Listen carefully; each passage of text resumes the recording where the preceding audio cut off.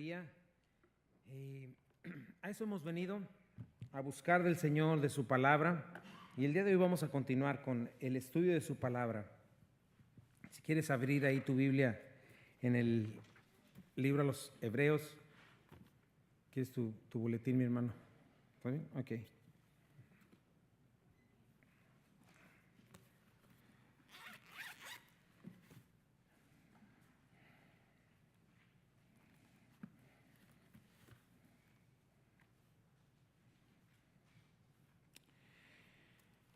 Sabemos, entendemos, me encanta siempre hacer la declaración de fe que creemos firmemente en la Escritura, es inspirada por Dios, respirada, es útil para enseñar, para corregir, para redarguir, para instruir en justicia, a fin de que cada creyente sea completo, maduro, perfectamente preparado para toda buena obra.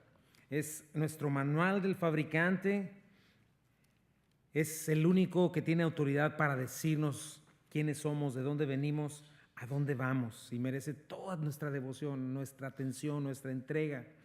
Y estamos llegando a esta carta a los Hebreos después de un viaje por todo el Nuevo Testamento, escrita por el 65 y 66 de un autor desconocido, por algún judío creyente en Cristo, a judíos convertidos, a judíos convencidos de que Cristo era el Mesías, pero no habían hecho una decisión, y a judíos no creyentes.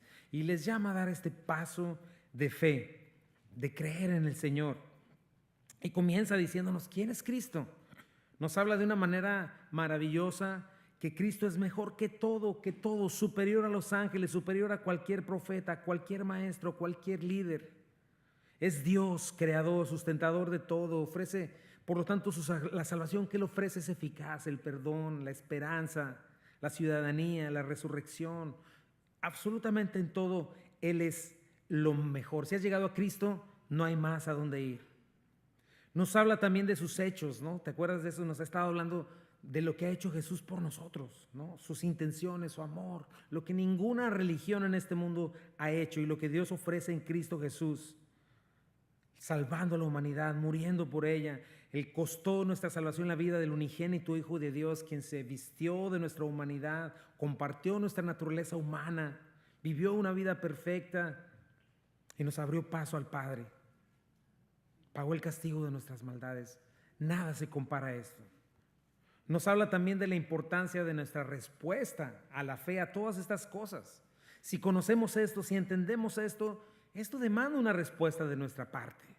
Tenemos que atender con diligencia, tenemos que considerar, escuchar, porque Dios está hablando, Dios está extendiendo sus manos hacia nosotros constantemente y nos dice, hey, pongan atención, no estén vagando en su corazón, no sean incrédulos, no se dejen engañar por el pecado. Incredulidad es obediencia, y nos muestra cómo este es otro tema principal de esta carta, la incredulidad. Nos enseña que el pecado más terrible es la incredulidad, porque es una afrenta contra Dios, es desprecio, es maldad. Y nos enseña cómo no es suficiente con estar a punto de rendirte a Cristo. Hoy vamos a ver un poco de eso. No es suficiente con creer el evangelio intelectualmente, creer el mensaje, pero nunca entregarse. No es suficiente con conocer y escuchar, sino es necesario hacer una decisión en obediencia y fe, si no es transgresión. Es es ignorar a un Dios que nos está hablando. Y nos damos cuenta que la fe es otro de los temas principales en esta carta. Vamos a ver primeramente Dios, ya cruzamos la mitad de esta carta, pero vamos a estar en Hebreos hablándonos de la fe de la fe preciosa. Y nos está definiendo lo que es una fe genuina. Ahora, este libro tiene exhortaciones muy fuertes, pero sus exhortaciones no son condenatorias, sino son una llamada de atención de parte de Dios a responder. Otro tema también principal en esta carta es el sacerdocio de Cristo. Jesús es un inigualable sacerdote, un mediador que nos acerca a Dios, el único, que nos ha abierto camino al Padre. Nosotros no podríamos, por más que quisiéramos alcanzar, no podemos salir ni de esta atmósfera, mucho menos cruzar el universo y llegar al tercer cielo. Y aunque llegáramos allá de alguna manera, llegaríamos sucios, y Dios es perfectamente justo, santo, y quedaríamos inmediatamente fulminados. Digo, si no podemos estar a unos cuantos miles de kilómetros del sol sin quemarnos, ahora imagínate delante de un Dios justo, perfecto. Bueno, necesitamos un mediador y Cristo se hizo como uno de nosotros y Él nos abrió paso al Padre y nos llevó de la mano directamente hasta el trono de la gracia. Es precioso. Ahora, en esta semana, ya tenemos 3 semanas con esta, estudiando una exhortación del Espíritu Santo, porque es hermoso. Si checa cómo nos va llevando por ahí Hebreos. Este es Cristo, esto hecho por ustedes, respondan. Y otra vez vuelve a lo mismo, esto es Cristo, esto hecho por ustedes, ahora respondan. Y ahorita estamos en esta área de responder, una exhortación del Espíritu Santo, de decirnos, no sean tardos, no sean flojos para oír, no sean inmaduros, ¿verdad? No tengan un oído aletargado e insensible, no sigan alimentándose solo de leche y no aprender a procesar alimento sólido. Dejen de estar centrados en sí mismo. Comiencen a entregarse a los demás, a enseñar, a servir a sus hermanos en Cristo. Y nos explica, ¿verdad? Una receta segura para no madurar es: no practiques nunca la palabra, nomás escúchala. Pero no la practiques y vas a quedar inmaduro. No la experimentes. Y la única manera de experimentar la verdad es cuando la obedeces, cuando la pones por obra. Y entonces cuando no lo haces, tu capacidad de juicio se atrofia y después ahí andamos sin sabiduría, ¿verdad? Porque no sabemos definir entre lo bueno y lo malo. Y la semana pasada comenzamos a ver cómo responder a este llamado a la madurez. ¿Te acuerdas? Vimos que tenemos que intencionalmente avanzar. Sí, hay que establecer un fundamento, pero hay que seguir edificando. Nadie vive en el cimiento, en la plancha de concreto de una casa. Todo el mundo necesita cuartos, necesita ventanas, techo. Y es lo que está diciendo. Una vez establecido el fundamento, no te quedes ahí, avanza. Tienes que crecer. Y nos habla de 5 fundamentos. Esto lo vimos, estoy recapitulando un poco lo de la semana pasada, ¿verdad? Para los judíos, bueno, hablaba de los ritos del Antiguo Testamento, que apuntaban a Cristo, y les dice el autor, no se queden ahí, ya tienen a Cristo. Si Cristo ya está aquí, esos fundamentos solamente eran sombras, símbolos del viejo pacto, pero Cristo ya vino a complementar todo eso. Si te quedas ahí, estás incompleto. Y entonces, eso es lo que nos dice. Para nosotros, estos fundamentos son el principio de nuestra fe. Sí, debimos haber escuchado estos fundamentos y comenzado ahí cuando fuimos evangelizados, pero tampoco debemos quedarnos ahí. Por ejemplo, si en una iglesia solo se predicara el evangelio sin avanzar en lo demás de la palabra, habría un desequilibrio y habría inmadurez. Y entonces, igual, Hebreos nos está diciendo, no te quedes a la mitad. Ven a Cristo para que seas completo. ¿Te acuerdas cuáles eran esos fundamentos? Arrepentimiento de obras muertas, obviamente, fe en Dios, doctrina de bautismos, imposición de manos, resurrección de los muertos y juicio eterno. Dice, estos son los 5 fundamentos que tienes que establecer, pero tienes que seguir creciendo. Y hoy, con la ayuda de Dios, vamos a continuar con este capítulo. Vamos a ver un ejemplo y vamos a ver una ilustración. Al final les voy a dar una palabra de ánimo. Pero, ¿cómo responder a este llamado a la madurez? ¿Te acuerdas cómo terminó el versículo 3? Dice, si Dios lo permite, vamos a dejar atrás estos rudimentos de la doctrina de Cristo y vamos a avanzar a la madurez. Entonces, ¿qué importancia tiene avanzar? ¿Qué importancia tiene no pretender salirnos con la nuestra viviendo un cristianismo a medias y deliberadamente no querer avanzar? Bueno, el autor va a comenzar dándonos una serie de acciones que una persona puede vivir en cuanto a la fe y aún así caerse para no levantarse. Entonces, es una parte difícil y confrontativa. ¿Pero a qué se refiere? ¿A qué persona se refiere? Este tema, como te digo, ha sido controversial a lo largo de la historia de la iglesia, pero si estudiamos la palabra en el contexto, nos va a ser más fácil entenderlo y darle una interpretación buena. Y hoy vamos a ver esta fuerte exhortación y una palabra de ánimo. Acuérdate, Cristo no vino a juzgar al mundo, sino que el mundo sea salvo por Él. Y yo le pido a Dios eso, que con toda honestidad, mis hermanos en Cristo, podamos examinarnos y podamos tomar muy seriamente estas palabras para que termines hoy con una completa seguridad en tu corazón, porque puede ser que alguno no la tenga y la necesite. Puede ser que alguno piense tenerla y en realidad no está confiando en el ancla segura. Entonces, ¿cómo estar completos, seguros en Cristo? Bueno, el día de hoy yo titulé este mensaje así, el llamado a la madurez, parte 2. Vamos a darle lectura del versículo 4 al versículo 8, vamos a estudiar este día. Y dice así, Hebreos 6, vamos a leer desde el 1 hasta el 8. Dice, por tanto, dejando ya los rudimentos de la doctrina de Cristo, vamos adelante a la perfección, no echando otra vez el fundamento del arrepentimiento de obras muertas de la fe en Dios, de la doctrina de bautismos, de la imposición de manos, de la resurrección de los muertos y del juicio eterno. Y esto haremos si Dios en verdad lo permite, porque es imposible que los que una vez fueron iluminados y gustaron del don celestial y fueron hechos partícipes del Espíritu Santo, y asimismo gustaron de la buena palabra de Dios y los poderes del siglo venidero y recayeron, sean otra vez renovados para arrepentimiento, crucificando de nuevo para sí mismos al Hijo de Dios y exponiéndole a vituperio. Porque la tierra que bebe la lluvia que muchas veces cae sobre ella y produce hierba provechosa a aquellos para los cuales es labrada, por los cuales es labrada, recibe bendición de Dios. Pero la que produce espinos y abrojos es reprobada y está próxima a ser maldecida, y su fin es el ser quemada.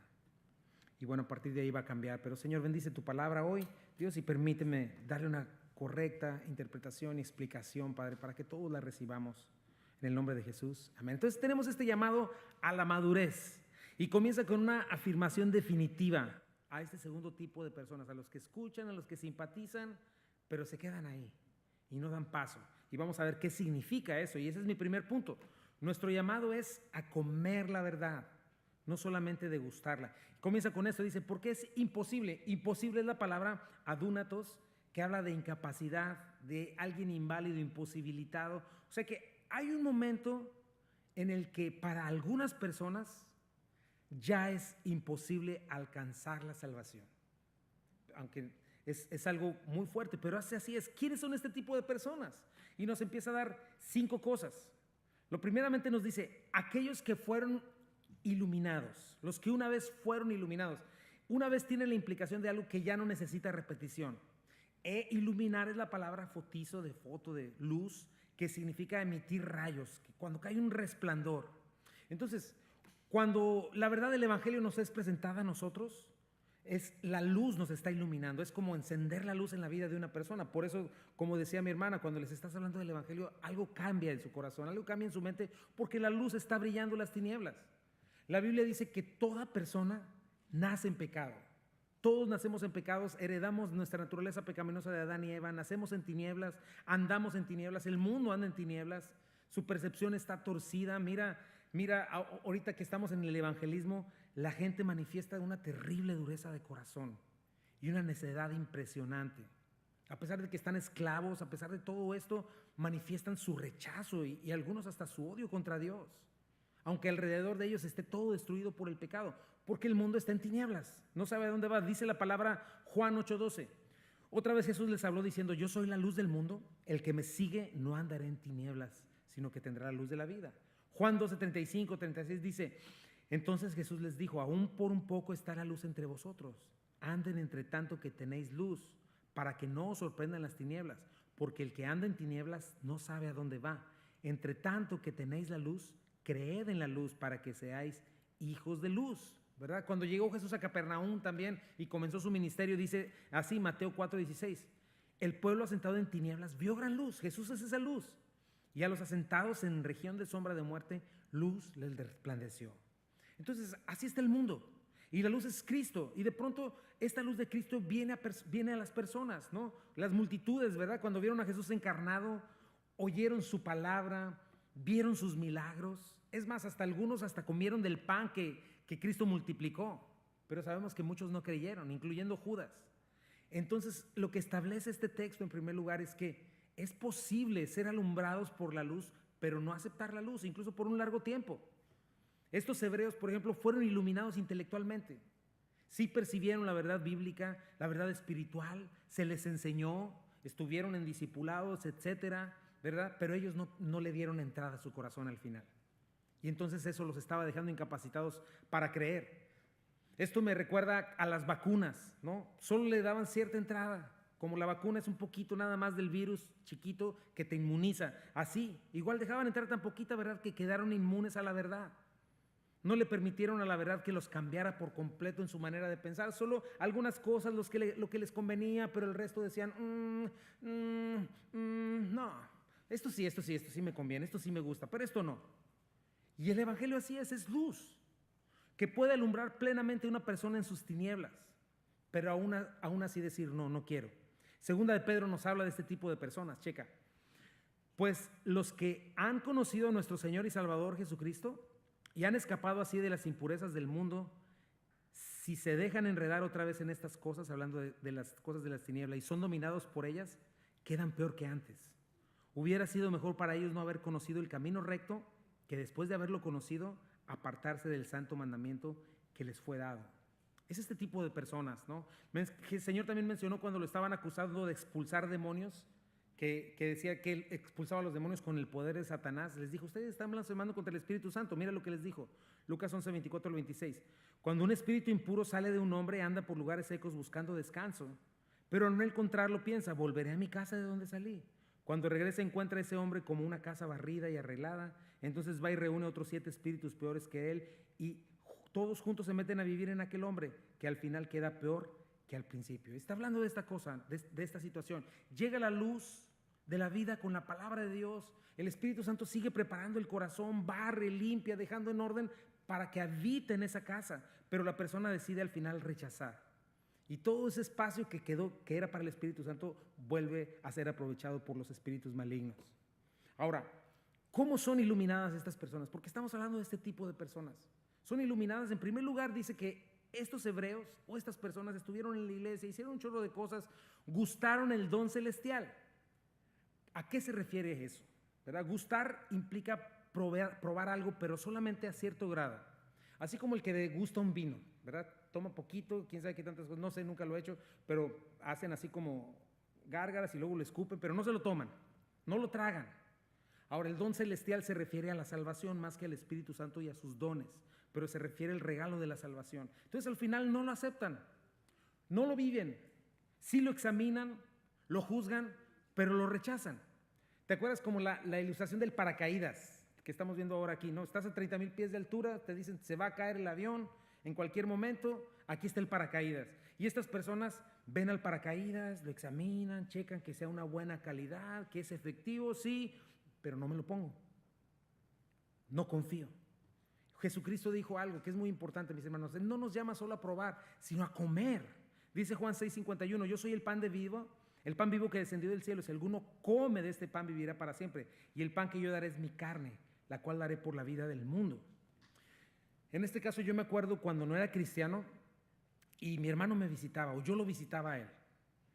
Él estaba bien metido en las cosas del Señor y yo sentía algo, yo veía la presencia de Dios en él. Y algo en mi corazón decía, ven a mí, yo soy el camino, la verdad y la vida. Y yo era tocado, en verdad era tocado. Pero salía de ahí, ¿qué crees? Me volví a envolver en mi vida incrédula e impía. ¿Verdad? Ahora, este texto no está hablando de estas ocasiones múltiples en las que nos hablaron del Evangelio y lo rechazamos y finalmente aquí estamos. No, pero sí es un ejemplo de cómo el Evangelio puede alumbrar. Pero está hablando de alguien que está dentro de la comunión, que escucha con toda claridad, prueba el don celestial, pero no camina. Decide quedarse en la orilla. Y Cristo nos llama a comer, no a degustar. Sí, para que vengamos y para que estemos nosotros aquí, el Espíritu Santo nos da una degustación de quién es Él y nos muestra su amor, pero nunca nos va a obligar a comer. Y eso es lo que hicieron estos hombres. Oyeron el poder transformador de Cristo al escuchar el Evangelio, pero nunca lo engulleron, nunca lo ingirieron para recibir los nutrientes salvadores. Y entonces su situación es peor. No solo por el vacío que dejan, el cual es habitado por los demonios que habían salido, sino porque quedan imposibilitados para creer. Ahorita vamos a ver un poquito más de eso. Pero ellos probaron nada más. Número 4, y fueron hechos partícipes del Espíritu Santo. Aquí es donde mucha gente piensa, bueno, entonces se puede perder. No habla de eso. La palabra, ahorita voy a hablar de eso un poquito más, pero la palabra participar no es la palabra koinonía, que habla de la comunión de los santos, que es ser parte de algo, pertenecer a algo.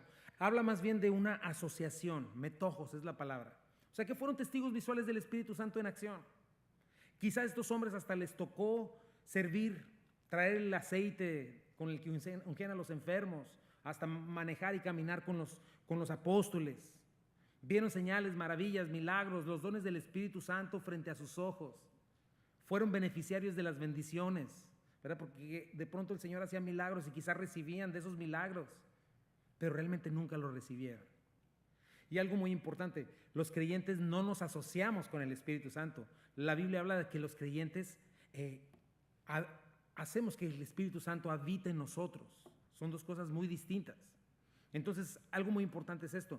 No es suficiente con decir, sí, yo he visto cómo Dios actúa, lo veo en mi iglesia, lo veo en mis hermanos. No. Tienes que asegurarte de algo, que el Espíritu Santo está en ti, que te ha dado nueva vida, que te ha hecho nacer de nuevo, compartiéndote, como dice Primera de Pedro, de la naturaleza divina de Dios, que te hace ser un hijo de Dios genuino. No es suficiente con que estés alrededor mezclándote con todos. Versículo 5 dice, y asimismo gustaron de la buena palabra de Dios. Otra vez es la misma palabra, solo degustar, pero no engullir. Ve haciendo nota de esto, mi hermano, porque no está hablando de alguien que tuvo un encuentro casual, como ayer que fuimos a hablar, que fue un encuentro cortito. No, está hablando de un apóstata. Y un apóstata es alguien que tuvo este nivel de compromiso y compañerismo en la iglesia. Es más, hasta pudo ser pastor y hasta se convirtió en un erudito bíblico. Por ejemplo, Ario es uno de los herejes más famosos de donde vienen las creencias de los testigos de Jehová. Salió del seminario y todo, conocía de la palabra de Dios, pero se torció. Habla de gente que ha estado metida en serio, pero que nunca hizo una profesión genuina de fe, porque al final el fruto en su vida manifestó la falsedad de su fe. ¿Verdad? Gustaron la buena palabra de Dios, el rema de Dios, que son los dichos de Dios, ¿verdad? Aquellos que solo les gusta degustar sermones, degustan, ¿verdad? Los prueban, pero no para comerlos, sino nomás para criticarlos. Ay, este predicador sí, ay, este predicador no. Ay, es que aquel habló de tal doctrina. Ay, es que aquel como que le falló en aquello, pero realmente nunca comen la palabra de Dios. Y es muy importante que entendamos esto, mis hermanos. La palabra de Dios no solamente se prueba. Es bueno hacerlo, la Biblia nos surge a probarla, a testearla, como diríamos acá, ¿verdad? A ver que en verdad sea todo el consejo de Dios, pero el problema es quedarte ahí, porque la Biblia te llama a masticarla, a ingerirla y a digerirla. Una buena ilustración es esta: el sabor de una comida no se queda por mucho tiempo en nuestra boca, y mucho menos para siempre. Después de un tiempo tus papilas gustativas como que se acostumbran y se hacen insensibles. Lo bueno de la comida es cuando lo comes, ¿verdad? Pasa por tu esófago, llega a tu estómago y tu sistema digestivo hace toda la cuestión, ¿no? Para que te haga bien o te haga mal, ¿no? Se te vaya a los lados o se te vaya a los músculos, ¿no? Ese es el punto, cuando la comes, ¿verdad? Pero así es con la palabra de Dios. Estas personas, de tanto traerla en la boca y de estar diciendo que la doctrina esta, que la doctrina la otra y aquello, y no ingerirla, las papilas gustativas espirituales se les hacen insensibles y entonces comienzan a ser apáticos a la verdad. ¿Sabes que todos estamos llamados a hacer lo que hizo Ezequiel, lo que hizo Jeremías, lo que hizo Juan? ¿Te acuerdas lo que dice? Checa lo que dice Ezequiel. Abrí mi boca y me hizo comer aquel rollo habla de la palabra de Dios, y me dijo: hijo de hombre, alimenta tu vientre. ¿Checas? Llena tus entrañas de este rollo que te doy. Eso es lo que quiere Dios que hagamos con su palabra. Y yo la comí y fue en mi boca dulce como la miel. Jeremías 15:16 dice: cuando descubrí tus palabras, las devoré. Imagínate, son mi gozo y la delicia de mi corazón, ya no solo de mi boca, porque yo llevo tu nombre, oh Señor Dios de los ejércitos celestiales. Apocalipsis, Juan también dice lo mismo. Y fui al ángel diciéndole que me diese el librito, y él me dijo: toma y cómelo, y te amargará el vientre, pero en tu boca será dulce como la miel. Entonces tomé el librito de la mano del ángel y lo comí, y era dulce en mi boca como la miel, porque era la palabra de Dios, pero eran profecías de juicio. Pero cuando lo hube comido, amargó mi vientre. Entonces es verdad, mi hermano, tenemos que probar el evangelio, tenemos que probar la palabra, pero no tenemos que quedarnos ahí.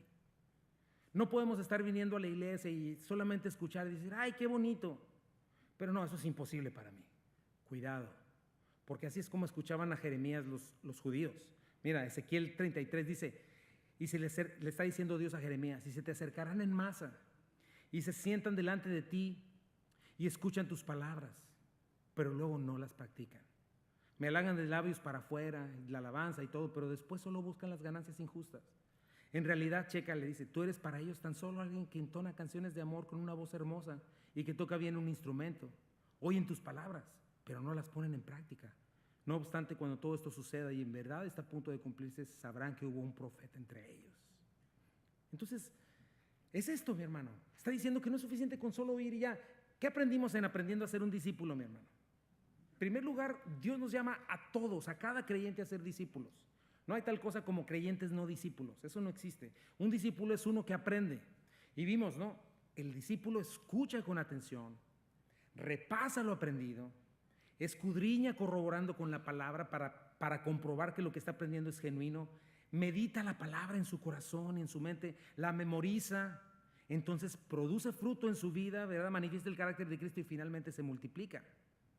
Checa lo que dice Primera de Pedro 2, 1 al 3, dice: desechando pues toda malicia, todo engaño, hipocresía, envidias, todas las detracciones. Esa es parte de las dos cosas, el equilibrio. Primero esto, segundo, desechen como niños recién nacidos la leche espiritual no adulterada para que por ella crezcan para salvación, si es que han gustado la benignidad del Señor. Entonces, checa ese equilibrio que lleva a la madurez de una persona. Desecha el mal, decide darle la espalda a su naturaleza pecaminosa, aprende a aborrecerla, pero al mismo tiempo comienza a anhelar, a desear. Ya no puede vivir sin la palabra de Dios, no adulterada. Ok, y la condición es esa, que haya saboreado la bondad de Dios, la benignidad de Dios, lo que hemos estado viendo, ¿no? Se convierte en un bebé que ya no puede vivir sin ella. Ahora, un punto más. ¿Qué más hicieron estos hombres que solamente se quedaron a la mitad? Y los poderes del siglo venidero. ¿A qué se refiere? Obviamente a los poderes milagrosos del reino de Dios. Ellos vieron con sus ojos, ¿verdad?, los milagros que Dios estaba haciendo a través de los apóstoles, pero no creyeron. Como te decía, me pongo a pensar en la multitud que acompañó a Cristo. Imagínate lo que sería ver a Cristo levantar a un muerto de 4 días. Imagínate eso. Yo nunca lo he visto. Pero que alguien salga de la tumba después de ya estar podrido por gusanos. Imagínate lo que es ver a un leproso todo muriéndose en vida y de repente estar bien. Lo que es ver a alguien expulsar con autoridad a demonios. Pero esas mismas personas, en el día que Cristo fue crucificado, comenzaron a gritar eso: crucifíquenlo. Sí hace milagros y todo, pero no me conviene. Cristo finalmente no me conviene porque no sirve a mis propósitos. Imagínate, quiere que muera a mí mismo, quiere que me olvide de mí, de mis sueños. ¿Qué le pasa? ¿No? Que se vaya con sus milagros, ¿no? Así como el pueblo que cuando Cristo fue a donde estaba el endemoniado Gadareno, ¿te acuerdas? Ese hombre que era literalmente un show en ese lugar. Le saca a los demonios van y se suben se meten en los puercos, y eran muchos puercos. ¿Y qué hacen la gente que llega de ahí de Gadara? Llegan y en lugar de decir, wow, este es sano, no le dice, Señor, sí lo liberaste, pero mejor vete de aquí, no nos convienes. No es lo que estamos buscando, sí, chido tu poder y todo, pero no es lo que buscamos. Gracias. Imagínate a Judas, mi hermano. Judas literalmente comió, durmió, caminó con Cristo. Cristo lavó sus pies. Yo no sé si el Señor roncaría, pero a lo mejor hasta oyó sus ronquidos. Imagínate todas estas cosas. Gustó todas estas cosas, pero se volvió a la incredulidad. Se llenó de odio y de rechazo y terminó entregando al Señor. Así de horrible es el corazón humano. Entonces esto se refiere. Los hombres fueron iluminados, gustaron la salvación, fueron asociados con el Espíritu Santo, gustaron el inigualable sabor del don celestial de Dios, de la palabra, del poder de Dios, pero nunca dieron el paso. Al final dijeron, no es suficiente para que yo decida morir a mí mismo. Por eso, mis hermanos, les decía, es algo muy peligroso ser tibios. Es algo muy peligroso estar en la orilla y no decidir navegar con Cristo, caminar con Él sobre el agua si Él te pidiera. Cuando veo esto, entiendo por qué Cristo dice que a los tibios los vomita de su boca. Por cuanto no eres frío o caliente. Al frío, como quiera, en algún momento ahí en la calle, a alguno le va a caer el 20 y viene. Pero si ya viste todas estas cosas, y ni frío ni caliente, imagínate. Asegúrate de que estás abrazando la luz, la verdad. Asegúrate de que no te estás tapando los ojos o te estás volteando. Ay, sí está luz. Ay, qué sol. Asegúrate que el Espíritu Santo está en ti. Asegúrate que estás devorando el don celestial, la palabra de Dios, que su palabra está fluyendo a través de ti. Asegúrate que estás avanzando más allá de los fundamentos, que estás edificando tu vida sobre la verdad. Escuchar y no hacer nada con lo que escuchamos no es una buena señal, no es un lugar seguro, mi hermano. Jugar con tu fe es muy mal juego. Tienes que avanzar, porque hay un punto de no regreso. Se llama la apostasía. y es inminente cuando esta llega. Número 2 dice, porque hay una instancia en la cual la apostasía es inminente e irreversible. Dice, es imposible que gustaron todas estas cosas y recaen, sean otra vez renovados para arrepentimiento. O sea, ser expuesto a todas estas realidades y no hacer nada al respecto lleva a una recaída. Por ahí dicen que la recaída es aún peor que la enfermedad. ¿Por qué? Ahora, por eso está utilizando la palabra recaer. Porque todos nacemos caídos espiritualmente, muertos. En algún momento el Señor tuvo que alumbrarte. Tiene que haber un antes y un después de Cristo en tu vida, a fuerza. Tienes que definir dónde está. Y cuando estás en ese momento, te da la mano, te levanta, gustas todas estas cosas, pero si sueltas a Cristo, la recaída es inminente. Pero en ese caso ya es definitiva. Porque después de conocer, de reconocer la verdad y no abrazarla, ¿qué más puedes seguir? ¿Qué más te van a enseñar? ¿Con qué más te van a convencer? Ya nada más llega engaño y perdición total. Por eso dice que es imposible que estas personas sean otra vez restauradas. Dice así, anacainizo, perdón.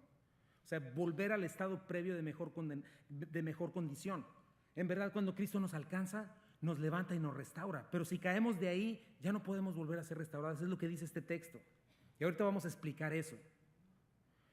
Pero el engaño de nuestro corazón perverso y engañoso siempre quiere estarnos convenciendo de que sin Cristo sería mejor. No, pues es que sin Cristo sería mejor.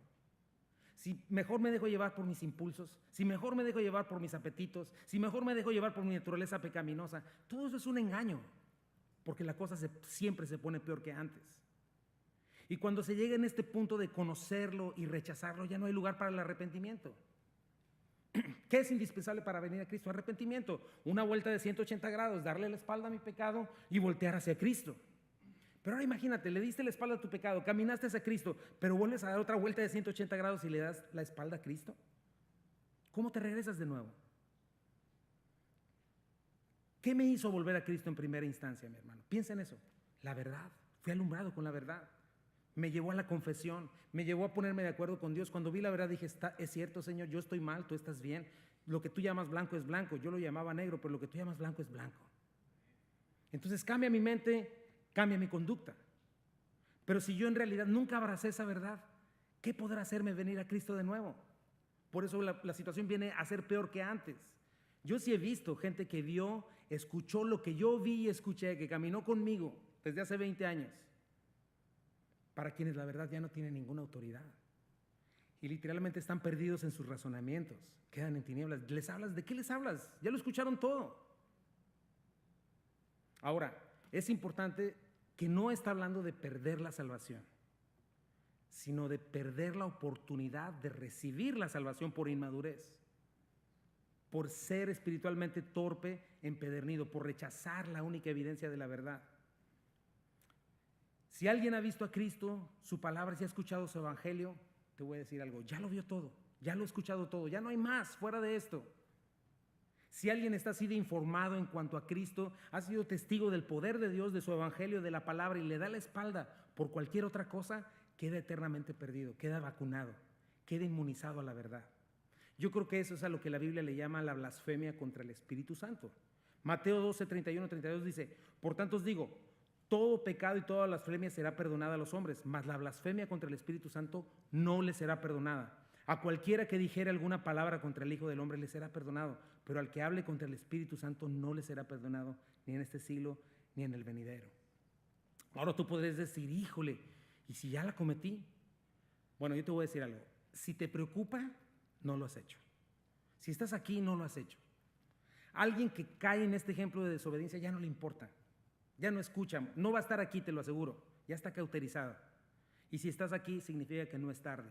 Obviamente atiende, no sigas en un lugar cómodo donde no estás realmente respondiendo, donde estás haciendo un oído aletargado, donde estás siendo inmaduro, porque ahí es donde está la línea. Y hay poca diferencia entre alguien que es carnal con vida y alguien que no tiene vida. Pero ¿para qué tener esa inseguridad? ¿Por qué tendría que ser así? Puedes estar completamente seguro de que eres de Cristo. ¿Quién quiere estar completamente seguro de que es de Cristo? Puedes estarlo. Vamos a ver el inciso, versículo 6c. Dice, mira, esto es lo grave de hacer esto. Crucifican de nuevo para sí mismos al Hijo de Dios y lo exponen al vituperio. Esta es la razón por la que tú y yo somos salvos. No por nuestra propia bondad, al contrario, porque la paga del pecado es muerte, por cuanto todos pecamos estamos destituidos de la gloria de Dios. Entonces Cristo, ¿verdad?, tomó nuestro lugar. Fue destituido de la gloria de Dios en nuestro lugar, recibió el pago de nuestras maldades. Él, como dice aquí, recibió ya la peor de las vergüenzas. Siendo Dios, siendo justo, siendo perfecto, habiendo estado en su trono de gloria. Imagínate, murió desnudo, escupido, humillado, avergonzado, coronado de espinas que le provocaban choques eléctricos. Sus manos fueran traspasadas. Fue azotado con azotes de huesos afilados y pedazos de hierro para moler y rasgar la piel. O sea, Cristo ya dejó evidencia total para nuestra salvación. Imagínate lo que es darle la espalda a ese sacrificio. ¿Sabes qué significa eso? Regresarlo otra vez a la cruz. Significa decir, sí, pero no, merecías estar en esa cruz. Si estuviste ahí, si lo echaron a la cruz, pues era culpable de alguna manera. O era un impostor, era un engañador, recibió lo que merecía. Es volver a gritar con la multitud, crucifíquenlo, crucifíquenlo. No me conviene, no cumple mis expectativas, lo rechazo. Lo vamos a estudiar más adelante en Hebreos, pero dice Hebreos 10:28. El que viola la ley de Moisés por el testimonio de 2 o 3 testigos, muera irremisiblemente. ¿Cuánto mayor castigo pensáis que merecerá el que pisoteara al Hijo de Dios y tuviese por inmunda la sangre del pacto en la cual fue santificado e hiciera afrenta al Espíritu de gracia? Pues conocemos al que dijo, mía es la venganza, yo daré el pago, dice el Señor. Y otra vez, el Señor juzgará a su pueblo. Horrenda cosa es caer en manos del Dios vivo. De esto está hablando. Volver a crucificar al Señor por incredulidad. Ahora vamos a ver otra ilustración.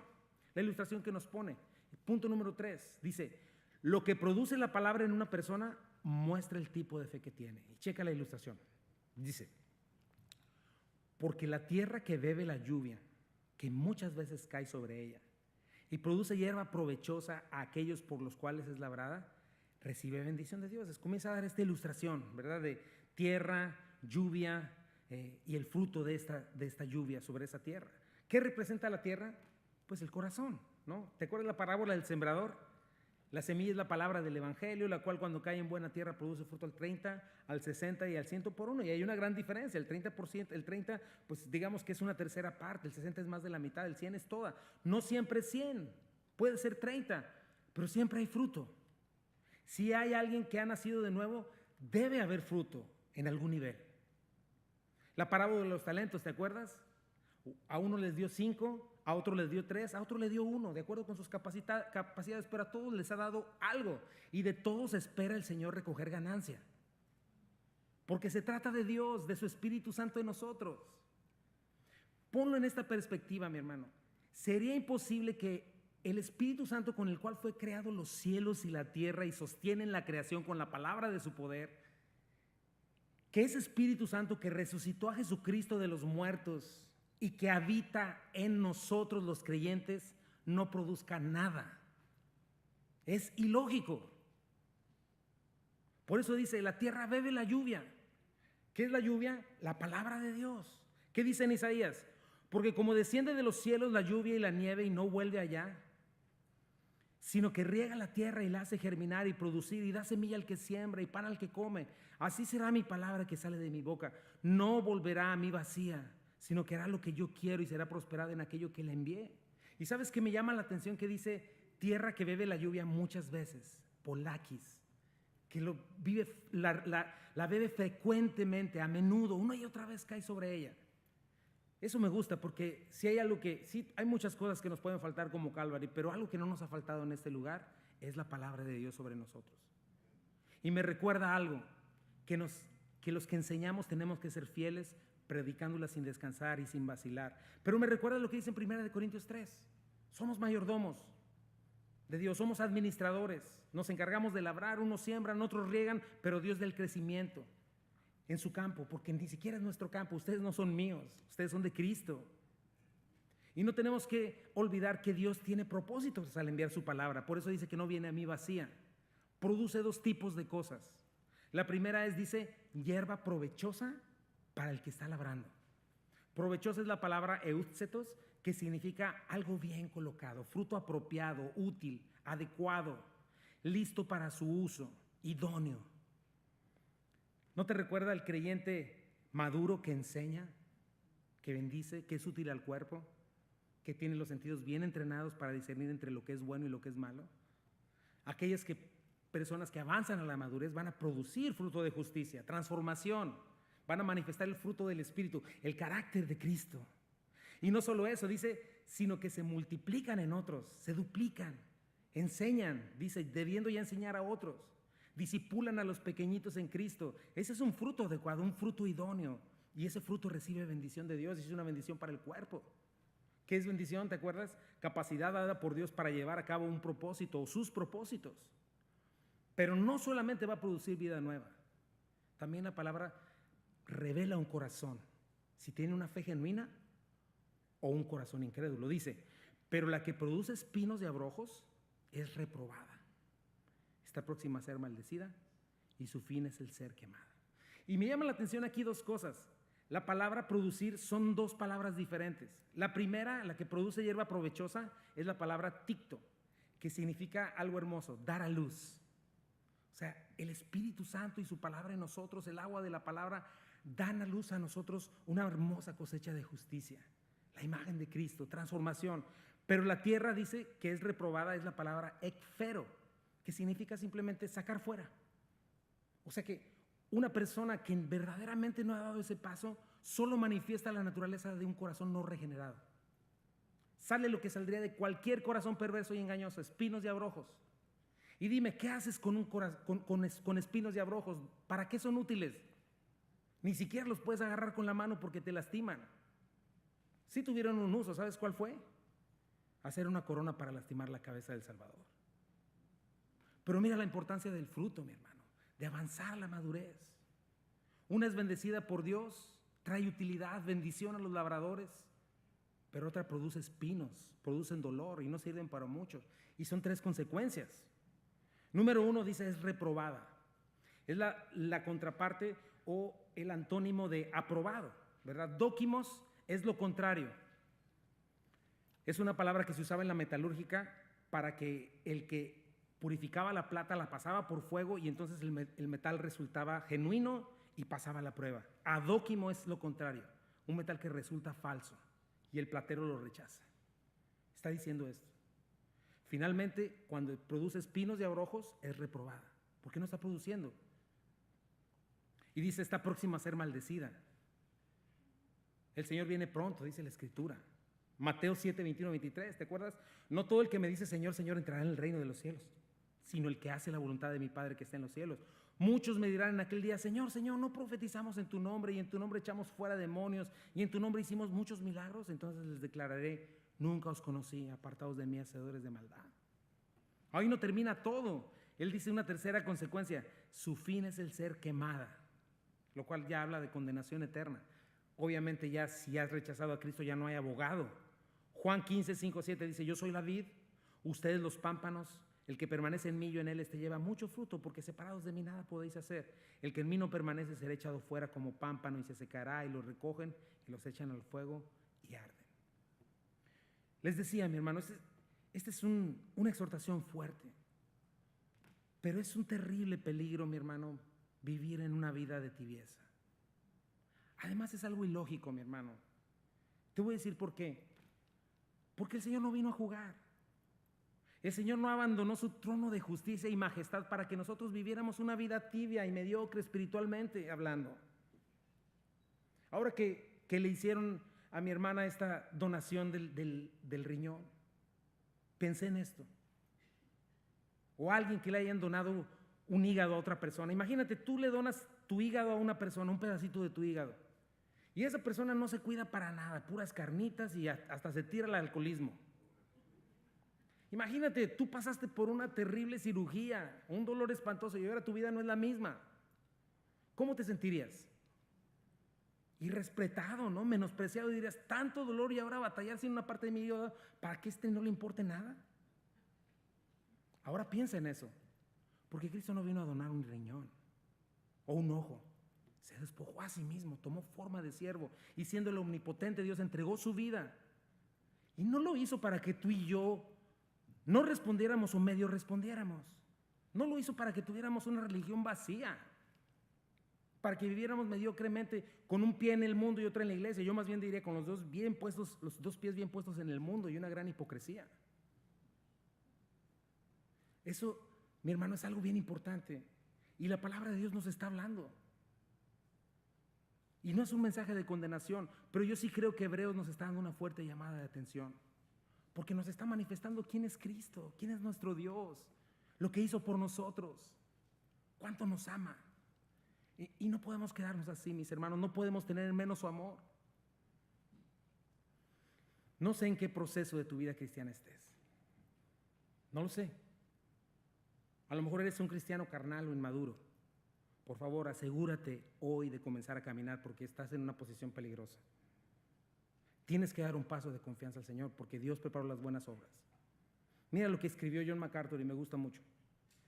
Dice así, y hago la cuota: es engañarse a sí mismo de forma muy peligrosa, creer que se está seguro por estar en la orilla, por diferir la decisión, por considerarse tolerante del Evangelio solo por no oponérsele externamente. Cuanto más tiempo permanezca alguien en la orilla, más se inclinará a su vida anterior. Quedarse ahí parado por mucho tiempo resulta inevitablemente en desertar del Evangelio para siempre. Puede que no sea una decisión consciente contra Cristo, pero es una decisión y es contra Cristo.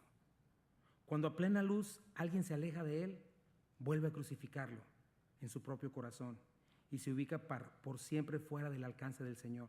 Cuán terrible es rechazar a Jesucristo. Ahora ya te lo mencioné. Un creyente genuino no tiene que asustarse de perder su salvación. Eso es imposible. La vida eterna es eterna.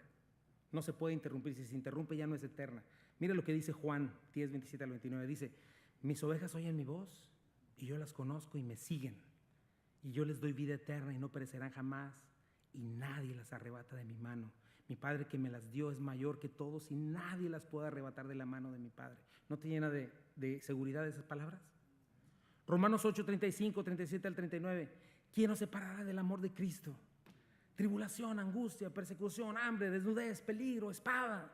Antes en todas esas cosas somos más que vencedores por medio de aquel que nos amó, por lo cual estoy seguro que ni la muerte, ni la vida, ni ángeles, principados, potestades, ni lo presente, ni lo porvenir, lo que diga este mundo, no importa, ni lo alto, ni lo profundo, ni ninguna otra cosa creada nos podrá separar del amor de Dios que es en Cristo Jesús. ¿Qué dijo Cristo? ¿Qué dijo Pablo en Filipenses 1:6? Estoy persuadido de que el que comenzó en vosotros la buena obra la perfeccionará hasta el día de Jesucristo. Ahora, quiero que llegues a un punto de seguridad. Ya lo hemos visto antes, lo voy a volver a explicar. En la Biblia no encontramos el término perder la salvación. Si queremos ser bíblicos estrictamente, tenemos que escoger el lenguaje correcto. Entonces, acuérdate, tienes que dejar de pensar en la salvación como perder las llaves de tu casa o como un documento que se te pierde, que guardas en un cajón y ¿dónde lo dejé? Ay, se me perdió la salvación. No, la Biblia no habla de salvación en términos de eso, habla en términos de identidad. ¿Quién eres? De pertenencia, de relación, de posición. ¿Dónde estás? ¿Dónde te desenvuelves?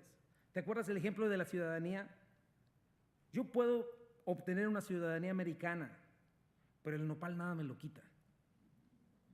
O sea, no me voy a hacer rubio de ojos azules, ni va a desaparecer de manera instantánea la manera en la que fui educado. Es lo que soy. Yo no puedo dejar de ser Castañeda. Puedo cambiarme el apellido, otra familia me adopte, pero mis modos, mi fisonomía, cuando vean a mi papá, dicen, este se parece a su papá. O sea, de esto habla la Biblia, mi hermano, de un nuevo nacimiento. La pregunta es, ¿has nacido de nuevo, sí o no? Habla de identidad. ¿Quién eres? ¿Eres un hijo de Dios? Entonces tu vida va a manifestar por el estilo de vida de quién eres hijo, las obras de quién practicas. Si estás practicando las obras de un Dios bueno, justo, amoroso, santo, o las padres de Satanás, las del padre Satanás, celos, contiendas, divisiones, fornicación, mentira. ¿Por qué está caracterizada tu vida? La Biblia habla en términos de posición. Hemos sido trasladados de las tinieblas, del reino de las tinieblas, imagínate dos reinos, al reino de la luz. ¿Dónde estás ubicado? ¿En qué reino te desenvuelves? Efesios 5, 3, 4 dice, entre ustedes ni siquiera debe mencionarse inmoralidad sexual, ni ninguna clase de impureza o de avaricia, porque esto no es propio del pueblo santo de Dios. O sea, no queda. Tampoco debe haber palabras indecentes, conversaciones necias, ni chistes groseros, todo lo cual está fuera de lugar, por quienes somos, ¿verdad?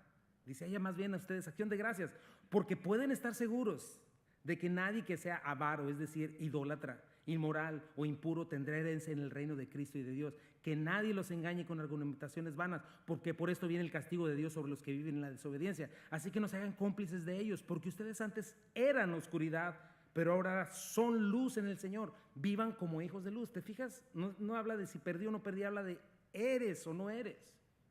Lo he dicho otra vez, dos reinos en estas guerras medievales, en uno el reino de tinieblas, el reino de justicia. ¿En cuál de los dos estás? ¿En cuál de los dos eres como un pez en el agua? Ciudades amuralladas, reino de luz, reino de tinieblas.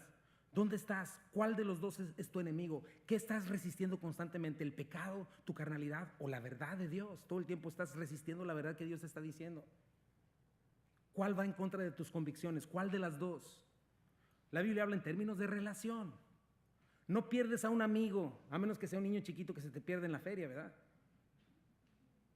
No pierdes un matrimonio como se te pierde un anillo o un arete. Más bien no nutres esa relación, no la cuidas, porque quizá nunca la hubo.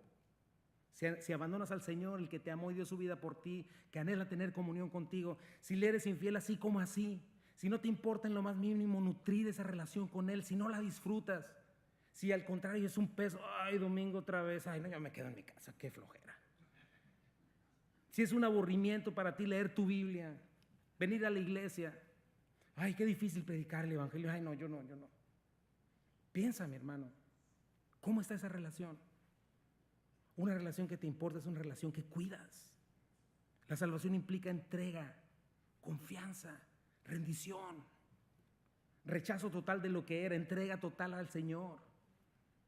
Entonces adquiero identidad, posición, relación, y eso no se pierde, más bien se tiene o no se tiene por tus actos y siendo honesto. Piensa en esto, mi hermano, porque estoy por cerrar. Puede ser que tengas dudas por tu estilo de vida, puede ser que te sientas inseguro, pero para la gloria de Dios no has apostatado, porque aquí sigues, ¿no? Y no quiero decir que todos los que se han ido de la iglesia han apostatado, no, porque quizás estén en otra iglesia, pero está hablando de alguien que ya no exista, ese es el apóstata. Pero si aquí sigues, si no le has vuelto a dar la espalda al Señor, has caído, sí, pero te has levantado. ¿Cuál es la historia? ¿Quién tiene esa historia? Yo tengo esa historia, todos tenemos esa historia. Lo vimos la semana pasada, ¿verdad? El incrédulo o el no creyente se avienta a su pecado. Nosotros tropezamos por ser descuidados, pero el Señor nos levanta. Pero yo quiero darte dos textos con los cuales voy a cerrar y los cuales te van a enseñar lo que debes hacer para sentir seguro. ¿Quién se quiere sentir seguro? Bueno, que sepas que con certeza estás yendo hacia adelante y no para atrás como los cangrejos. Hay una manera para que nunca jamás dudes de tu salvación. ¿Quién quiere tener esa clase de seguridad? Yo la tengo, yo espero que tú también, pero vamos a verla, checa. Segunda de Pedro 1, 5 al 7.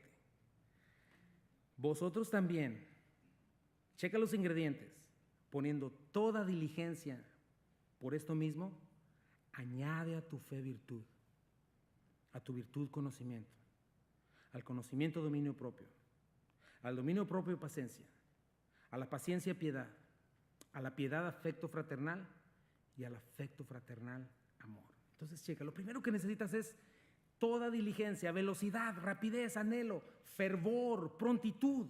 Y entonces en esa actitud añadir significa llevar dentro, junto con eso, simultáneamente. Ahora, checa cómo todas estas cosas, ¿ya viste lo que son? ¿Lo estás identificando, mi hermano? Son el fruto del Espíritu. Ni siquiera es algo que esté en ti o en mí. Es algo que Dios ya te dio si el Espíritu Santo está en ti. A ti y a mí nos toca diligentemente tomar esos ingredientes, todo este equipo dado por la gracia de Dios, ponértelo y utilizarlo para enriquecer tu fe. Pero acuérdate, requieres diligencia y añadir virtud, conocimiento, dominio propio, paciencia, piedad, afecto fraternal, amor. Esa confianza que se supone que pusimos en Cristo para salvación tiene que ser completada, tiene que estar caminando constantemente, manifestando siempre la fortaleza del Espíritu Santo en la forma de estas cosas. Quiero asegurarme de que el agua de la palabra con que está siendo regado mi corazón esté manifestando estas cosas y que yo diligentemente las esté viendo fluir en mi vida de alguna manera. Que estén dando a luz esto: virtud, conocimiento, dominio propio, paciencia, piedad, afecto fraternal, amor. Ya lo vimos, ¿verdad? Desechando toda malicia, todas estas cosas malas, deseando la leche espiritual no adulterada.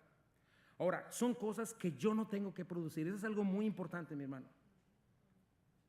Es el Espíritu Santo que mora en ti el que puede producir esas cosas. Esta mañana hablaba con mis hijas también de eso. Pero nunca vas a poder ver esto si no te tomas el tiempo de cuidar tus disciplinas espirituales. Si todo el tiempo solamente estás proveyendo para los deseos de tu carne, jamás vas a tener hambre por la palabra de Dios. Jamás vas a querer orar. Si solamente llenas tu mente y tu corazón de Facebook, de YouTube, de televisión, de fútbol, de lo que sea, pero no tomas el tiempo para buscar a tu Señor, nunca vas a tener hambre de la palabra. La oración, comunión en la iglesia, practicar la justicia de Dios en tu vida, desechar la malicia, eso es ir hacia adelante. Eso es ir hacia la madurez. Eso es ver la verdad, en la verdad cómo estoy avanzando. Entonces, ¿por qué te digo? Mira lo que dice después, 1 de Pedro 1:8. Porque si estas cosas están en vosotros y las haces ahí de vez en cuando te acuerdas, ¿cómo dice? Y abundan. En primer lugar, checa, me encanta la palabra de Dios, cómo tiene una unidad perfecta. No los dejarán estar ociosos ni sin fruto en cuanto al conocimiento de nuestro Señor Jesucristo. Porque el que no tiene estas cosas, checa, tiene la vista muy corta, es ciego, habiendo olvidado la purificación de sus antiguos pecados. ¿Te das cuenta? ¿Te acuerdas lo que acabamos de ver en el capítulo pasado de Hebreos? Es la diferencia entre estar ocioso y sin fruto, inmaduro, centrado en mí mismo, ciego, sin saber discernir entre el bien y el mal. No salir del cimiento jamás, estarlo poniendo una y otra vez porque olvido lo que Cristo ya hizo en mí. Pero sí está en nosotros estas cosas. Entonces dice, checa, ¿por qué te estoy diciendo que aquí está tu seguridad?